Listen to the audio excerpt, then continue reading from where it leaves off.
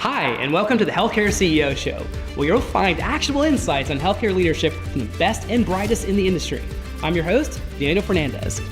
Let's get a pulse.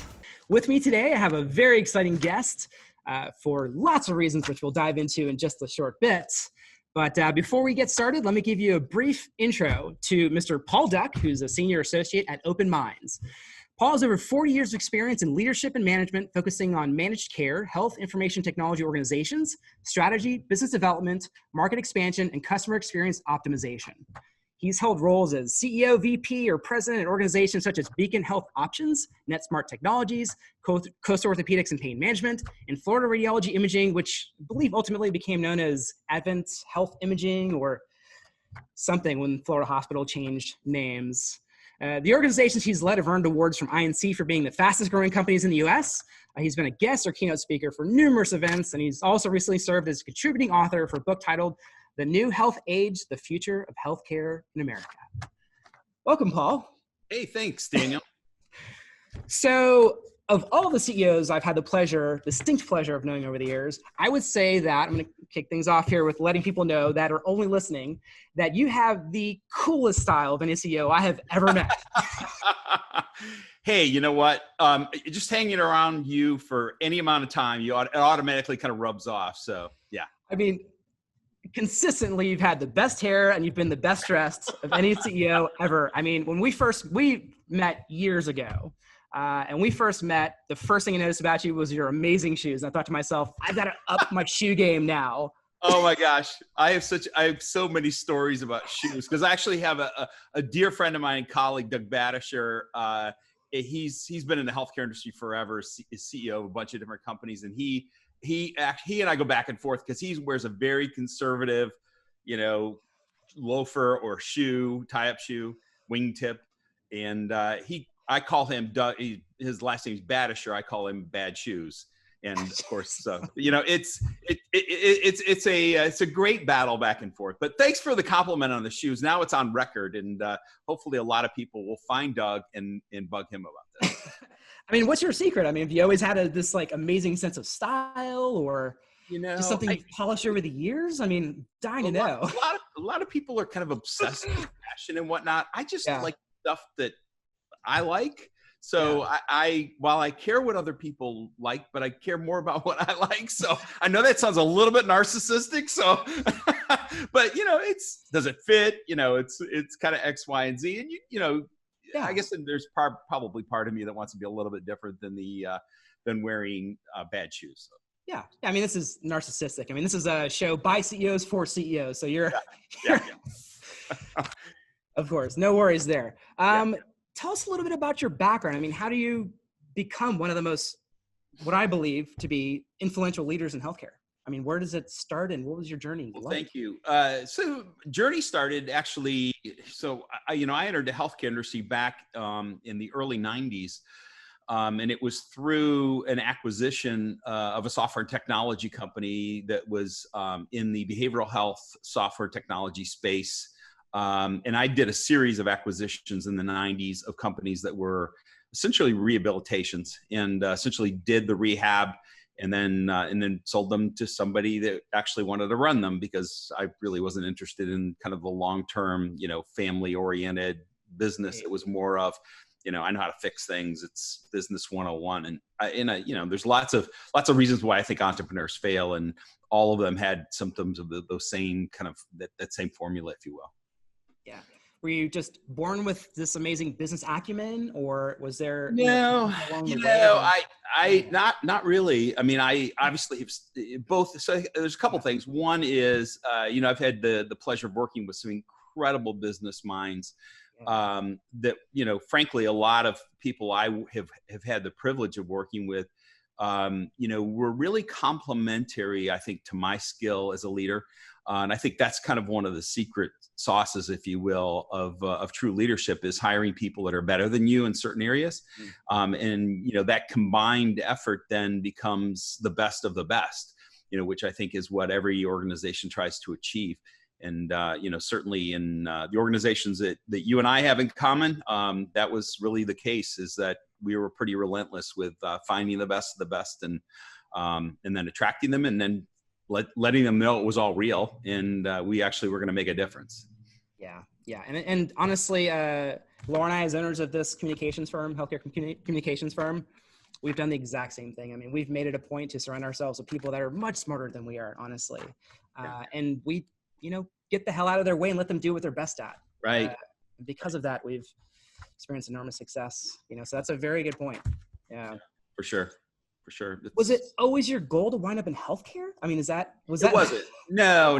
Like I said, the opportunity arose, like I said, in the early 90s to do this software technology play. And it just, one thing led to another. So, when you spend a decade in an industry and you start to, really have some experience and some successes, you gain some traction. And then in the late 90s, early 2000s, did a .com play with a private equity venture backed, as well as traditional banks, consortium of banks and venture capitalists funding a .com, which we all know how .com ended. But actually, that particular .com, all of the assets that were developed in that few years the company was in business are still being used by several companies today. So it wasn't a complete meltdown, if you will. Even though the economic models back in that day were flawed, and I think everybody knew it, but there was a lot of denial in that day. Wow. Tell us about your current role with Open Minds Performance. So, Open Minds is a boutique consulting and educational. I mean, they run several different institutes throughout the year. One's on leadership, actually, in Gettysburg, Pennsylvania this year in the fall. And they run a performance management institute in Clearwater every year. A technology conference and a strategy conference in June in New Orleans, typically. So, obviously, the virtual conferences has kind of taken place. Also, they have management best practices. But I've known the founder and owner of that company for over 20 years, Monica Oss, who is probably one of the smartest healthcare people I've ever met. And she's only one of those people that has lots and lots and lots of energy. She is tenacious as a business person. And obviously when you're working with somebody and you get along really well with them, it makes everything so much simpler. And Monica is one of those people I have a huge amount of respect for. And probably a lot of people that know me, that comes with pretty high acclaim, because I can tend to be a little hard on people, but she's certainly been a winner, and she built the firm. I mean, it's over 20 years, so it's a solid company, and I get to work on really, really diverse projects, and so it's really been a great fit just in terms of the industry, and we've remained very busy in helping companies through this crisis. And that's a good segue into our next topic. What are some of the challenges you're observing in healthcare right now? Wow. I mean, so, I think the easiest way to kind of start to categorize it is that I think, about a year and a half ago, I noticed this trend where we were moving away from this 5-year strategic planning. That's just, these little things leave clues. And we started moving more towards an 18-month strategic plan. And now, truly in the pandemic age now, as I call it, we're doing 45 to 60-day strategic planning. In other words, how do you keep this running? In a lot of organizations that, have traditionally been in some sort of outpatient or ambulatory care business in the healthcare industry, they have had to adopt, whether they have previously or not, they've had to adopt a telehealth model at some level and some virtual care models. And I think what's interesting is that the industry has been evolving these technologies for many years now, and a lot of people have kind of ignored them. And the numbers of practitioners and organizations using these technologies have remained fairly small while growing each year. But now it's just like, I was talking to a primary care physician a few weeks ago who has a large group practice up in North Carolina, and he had never in his career used telemedicine and telehealth. And he's literally, of course, he's delivering all of his cases right now via telehealth model. And he said his comment, I think that's really kind of telltale, is that I'll never go back. I'm never going to go back to that kind of, I'll call it brick and mortar model. And again, it's not a magic bullet. It's not a modality for every particular type of.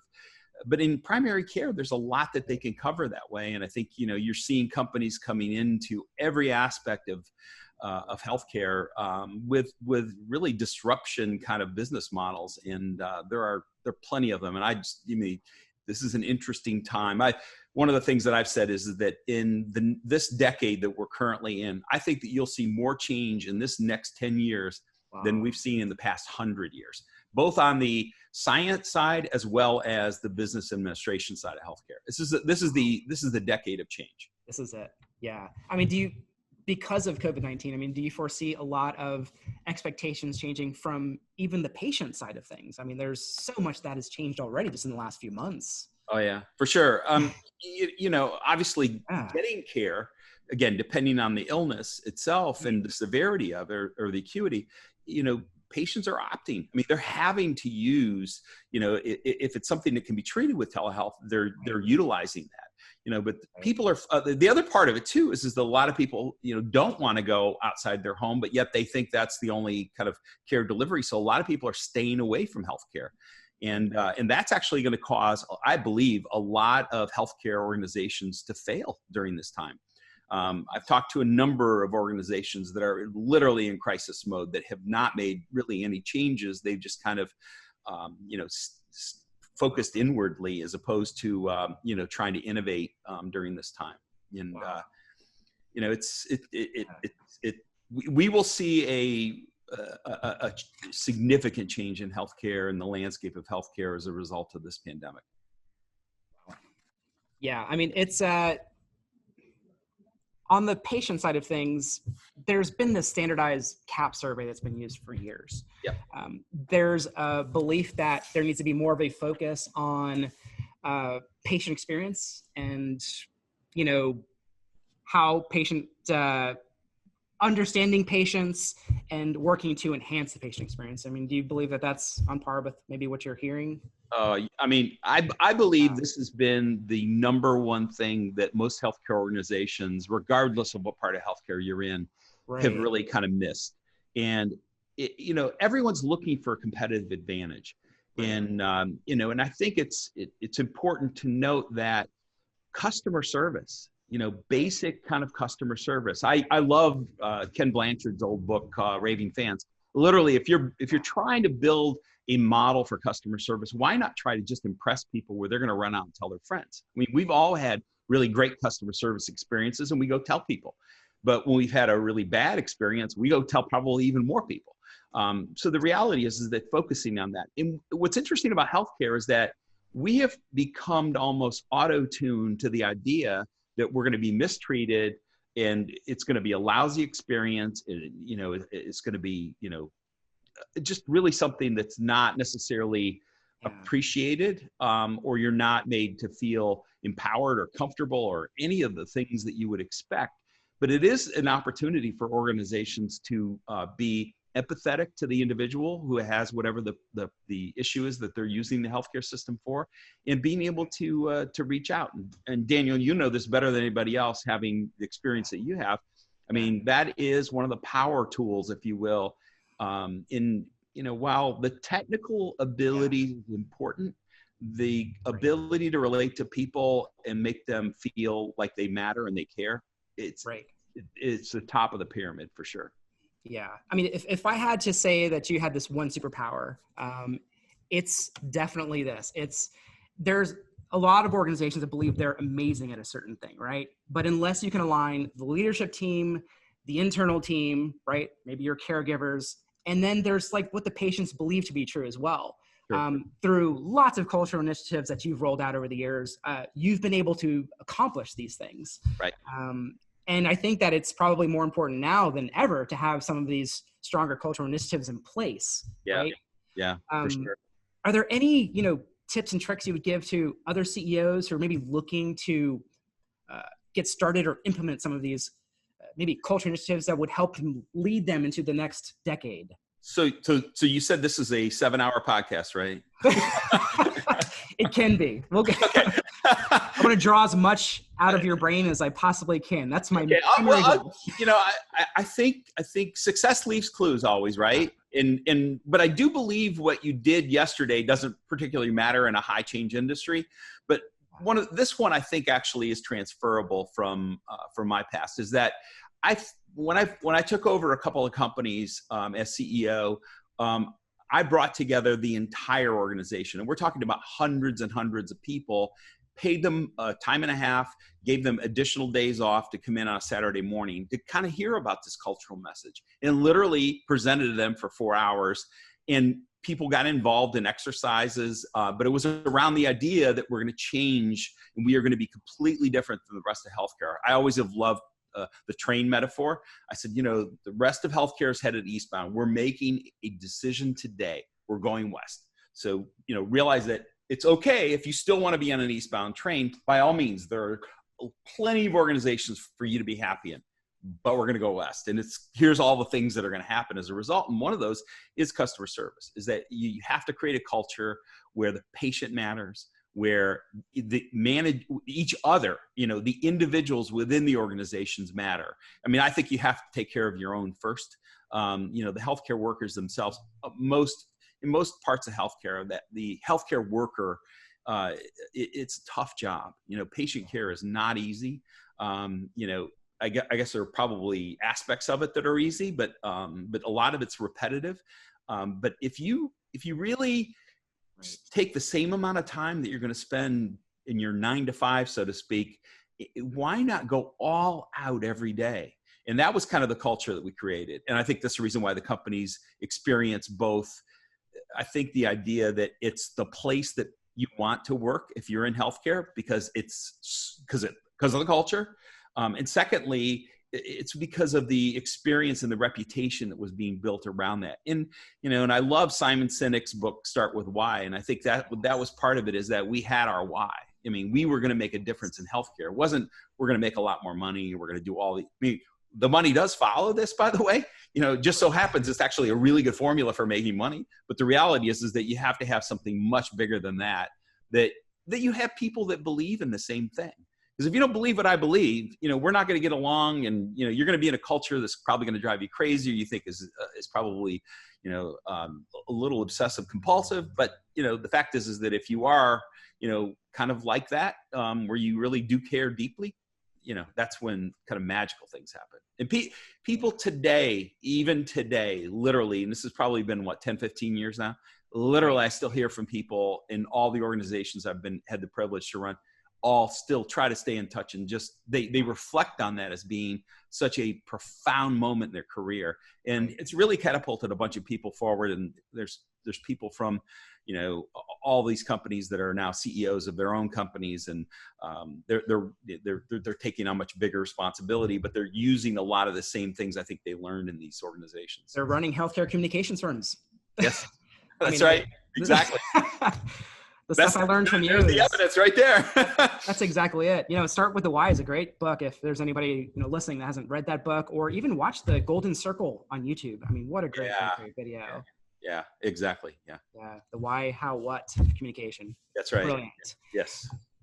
So let's talk about, there's a lot of talk about a shift from a fee-for-service to value-based care. What are your thoughts on that? Huge. So the healthcare industry, especially when you look at the insurance side of healthcare, has been frankly screwed up for decades, literally decades. If you think about our health insurance and the way our health insurance works, if our auto insurance worked the same way, the cost would be astronomical. I mean, think about this. I love this. Right. So think about putting gas in your car. So what you would do is you would call and get an authorization. And that authorization that you get isn't necessarily a guarantee that they're going to pay for it. So then you would actually go fill up your tank, and then you would file a claim.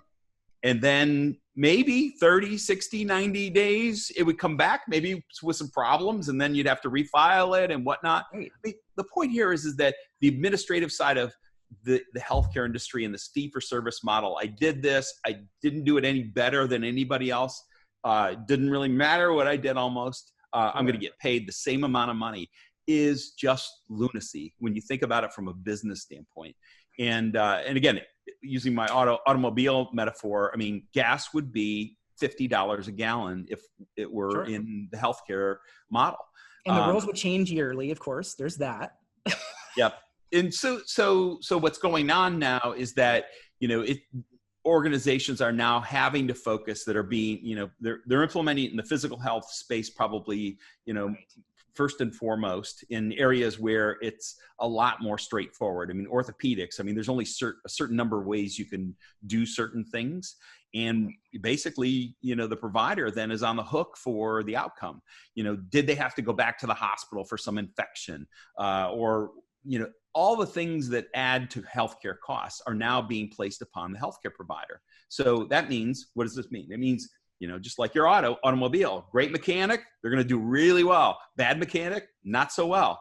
This is exactly what's going on in healthcare. Quality matters. So now they're starting out using very simple metrics around how to measure quality, but most of them focus with, how do you keep the patient well, keep them out of high cost modalities in places where, hospitals and, long-term care, et cetera, you're seeing much more moving ambulatory, which is at a lower price point, maybe with more frequency. But the reality is that the patient's life is also improved. At the same time, you're reducing cost. So, I think that's really it. If you look at where some of the high cost is, it's really the insurance companies certainly know this as well as the governmental payers, but it really happens around the high utilizers. It's the people with high levels of acuity, regardless of what the disease state is. And that's where the focus is. How do I keep them out of the emergency room? How do I follow up after they've been in a hospital and things like that? Now that burden's being pushed down to the healthcare practitioner. The good news is that if you do all of the right things, you're doing it well, you'll get paid more. So the reality is that it's no longer a pay per volume; it's pay for quality, and that model is, again, that train certainly has left the station. We're not turning back. So once we reach the point where healthcare is in this value-based payment model, it will be like other business, is that you're going to get paid for doing a great job and you're going to get paid more for it. And I think, a lot of people ask me how soon this is going to happen. And, my prediction is that we're going to see it in the next 3 years. And I think the one to watch is, I think when the Medicaid system, which is, again, it's the part of healthcare that has so many people in it. But so if they're able to actually move that forward and move into a value-based payment model, that's when you'll see literally game, set, and match. So that will be a date to mark on the calendar saying fee-for-service will be dead forever. Got it. So I think the rest will just sort of fall like dominoes. That's just... No question. Because the commercial insurance companies want it badly, because it's a model that they're good at taking financial risk. And they have, actuaries and people that can understand, insurance risk. So why not? This is a perfect business model from their standpoint.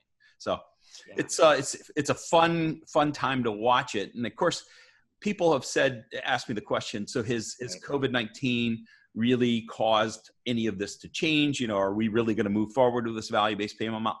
I would argue that in some ways we've actually accelerated the implementation of it. So I think there's actually going to be more drivers around moving quicker towards a value-based payment model, because they're starting to get rid of some of the regulatory, the interstate compact stuff.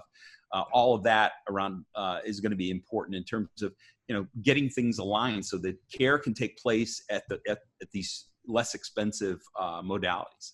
Right. I'm going to pull out my crystal ball here for a second. And you mentioned a little bit earlier about potentially practices failing for whatever reason. We predict in the wake of COVID that there's going to be this growth through acquisition that's going to take place. Do you think that's true, or? I do. So I think that there will be lots of consolidation. So let me just set the framework here. There already has been a lot of consolidation in various parts of healthcare. So I don't see that changing. What I think you're going to see, so there's two phenomena I think that happen. One is you've seen a lot of kind of virtual care products incubate. You've seen providers being put together. And then you've seen payers combining, where they're buying different specialties and whatnot. So I think in every aspect of healthcare, you see the impact of, mergers and acquisition work. So I don't think that's going to change anytime soon. What I think you'll see is that on the technology side, which again, I think is going to be a big driver to a lot of the change, is the idea that these smaller companies that have a niche market around, maybe it's an employee assistance program, or maybe it's an urgent care replacement model for certain types of illness. Those are the ones that are going to actually be bolted on to something that's a bigger platform company. And we're already seeing a little bit of that. So I think that there's certainly going to be a ton of that, over the next 5 to 10 years, where you'll see both startups happening still, both on the bioscience side as well as the technology side. And, frankly, I also think that you'll see a lot of just failures. You'll see primary care practices close. You'll see mental health facilities close. You'll see addiction facilities close. And the reason why is that the operators aren't acting fast enough to shift to a new model because of the pandemic. And literally, sadly, a lot of organizations, especially not-for-profit healthcare, not excluding the hospitals, are not sitting on a bunch of cash. A lot of organizations are sitting on 30, 45 days in cash. And there are already providers that, fairly sizable providers that have literally just gone out of business during this pandemic because they can't sustain their operations and they didn't make the shift. I know organizations that are hundreds of millions of dollars, literally, that shifted from an outpatient brick and mortar model literally within 7 to 8 days to an entirely telehealth model, and literally stood the company back up on its feet in that shorter period of time. And that takes strong leadership. That takes, profound guts. It takes a belief that it's going to work.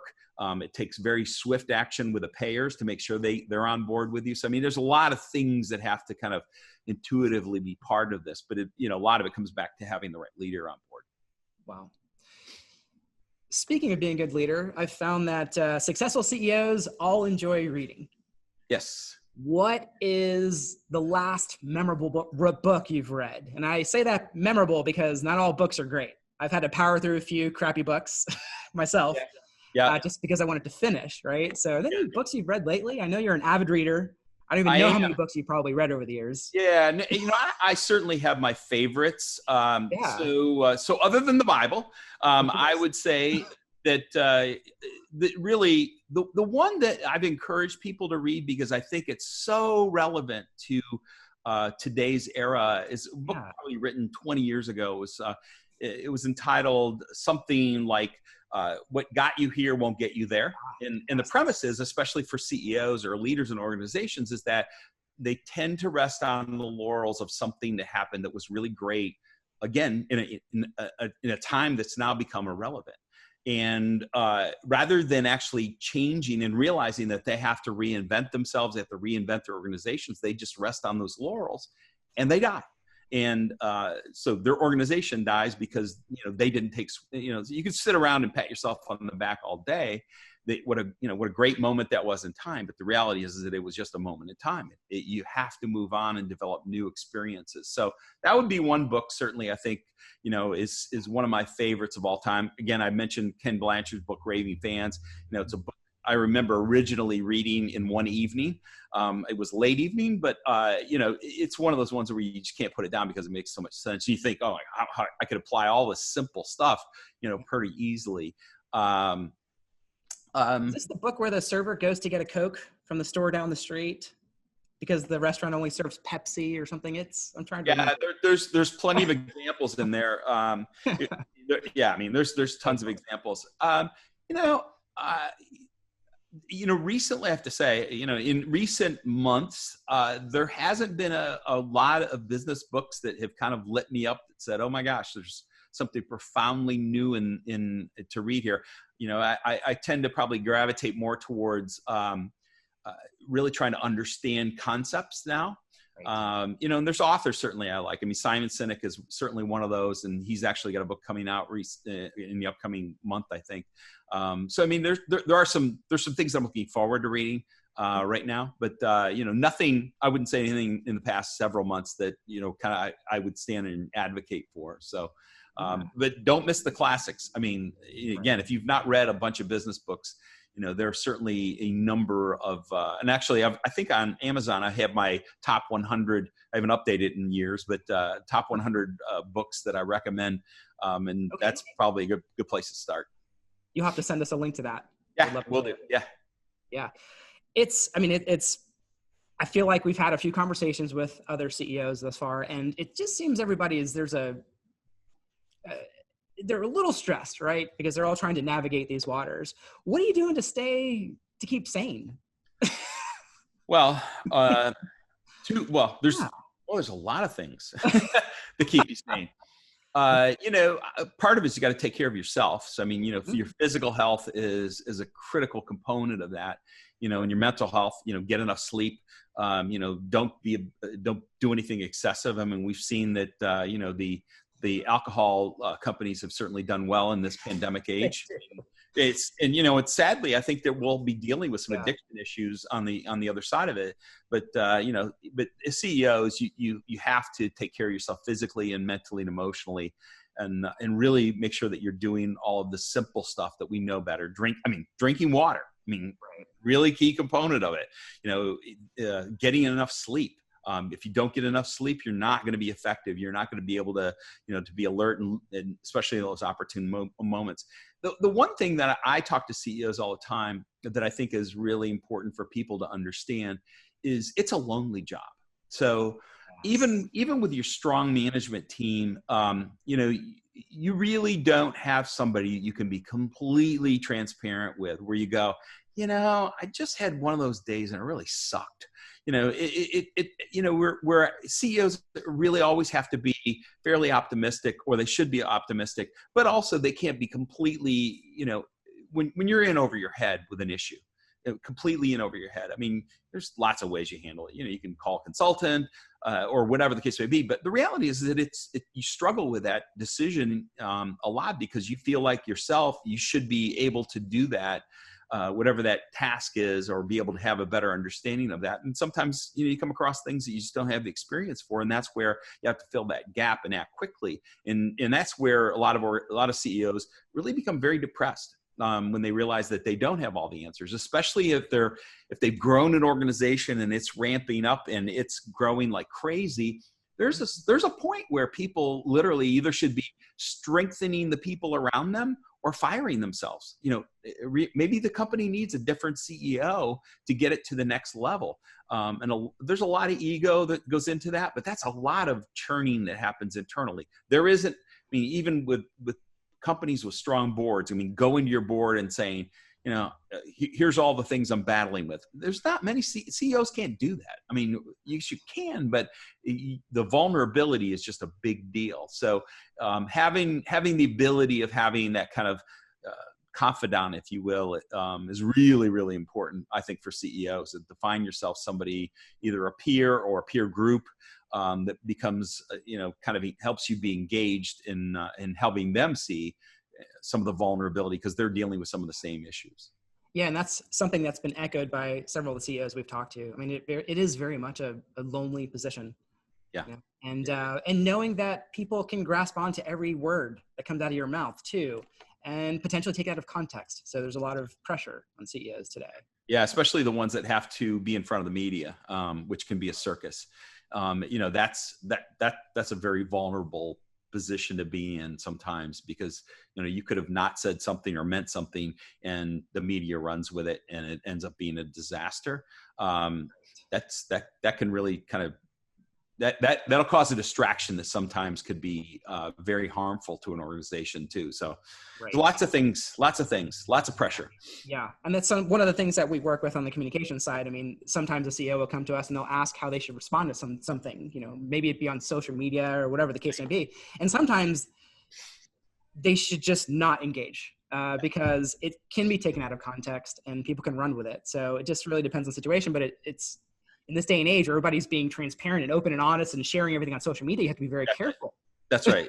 And actually, I'm glad you brought this up because I think it's you asked me earlier about, kind of the secret sauce or the elements of success. And I think that is one that I would say that a bunch of work was outsourced to communications and marketing firms that 1000% knew more. And we didn't need a gigantic marketing department. We needed to rent one that was incredibly brilliant, incredibly engaged, that could communicate, message, deal with the media, et cetera, et cetera. And that was definitely a huge part of the success of these organizations. Yeah. Beautiful. Is there anything else that we didn't cover or anything you would like to tell the CEOs that are listening to this podcast? Anything I want to tell them? Yeah. Any I, advice? I guess what I would want to Yeah. tell them is to be encouraged, and and again, take care of yourself first and foremost. But I think every CEO has something of tremendous value. Whenever I'm in front of a leader, regardless of the situation they're in, I love hearing the stories of their career, because again, I think success leaves clues. I mean, sometimes you can't replicate exactly what happened maybe in the past, but again, there's a lot of commonality to success. But again, don't lean on that success that happened 5, 10, 15 years ago, because again, healthcare industry is the change industry. We are going through a massive, massive shift. Innovate the daylights out of your operations, innovate everywhere you can, and be bold. Take bold measures to change your organization. And if you don't know how to do that, reach out and grab a hold of somebody that does, or at least can advise you and your organization on the kind of moves that you need to make, that really will kind of create a new dynamic. Maybe it's a new culture, or maybe a new initiative. Maybe it's, mergers and acquisitions. How do you put these companies together? Maybe you don't have that experience. How do you partner with health systems, in your locale? How do you become part of an accountable care organization? How to negotiate with payers in the value-based payment world? What do I need to do to get ready for value-based payment? All of these things are pressure points for CEOs and leaders. And I think that's my encouragement would be, is that you don't have to know it all. I'm constantly voraciously studying these topics, and it's because people are looking to me for this kind of advice, where a lot of CEOs, they're running their organizations kind of day to day, and a lot of times you can't even lift your head up to see what some of the new trends are, and seeing the trends are important. Yeah, great. And I can't think of a better way to end than that. I mean, that is beautifully well said. Awesome. With that, we're going to conclude our podcast for today. I just want to thank you for being on the show.